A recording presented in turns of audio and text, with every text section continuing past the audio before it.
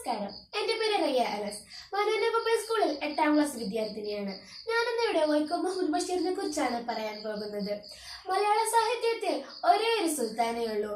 ഭാഷകളുടെയും വ്യാകരണത്തിന്റെയും വേലിക്കെട്ട് പൊളിച്ചെഴുതി മലയാള സാഹിത്യത്തെ സാധാരണക്കാരുമായി ചേർത്ത് വെച്ച ബേപ്പൂർ സുൽത്താൻ എന്ന വൈക്കം മുഹമ്മദ് ബഷീർ.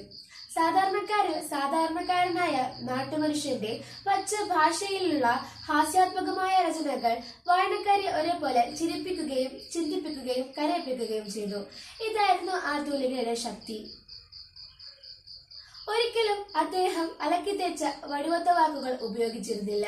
തന്റേതായ വാക്കുകളും ശൈലികളും മാത്രമായിരുന്നു അദ്ദേഹത്തിന്റെ രചനകളിൽ.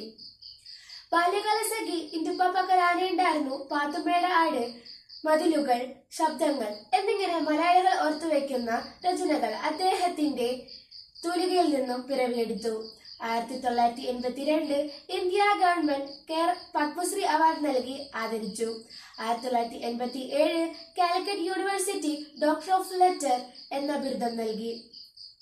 പ്രേം നസീർ അവാർഡ്, ലളിതാംബിക അന്തർജന സാഹിത്യ അവാർഡ്, വള്ളത്തോൾ പുരസ്കാരം എന്നിവ ലഭിച്ചു. 1994 ജൂലൈ 5 വൈക്കം മുഹമ്മദ് ബഷീർ ഈ ലോകത്തോട് വിട പറഞ്ഞു. നന്ദി, നമസ്കാരം.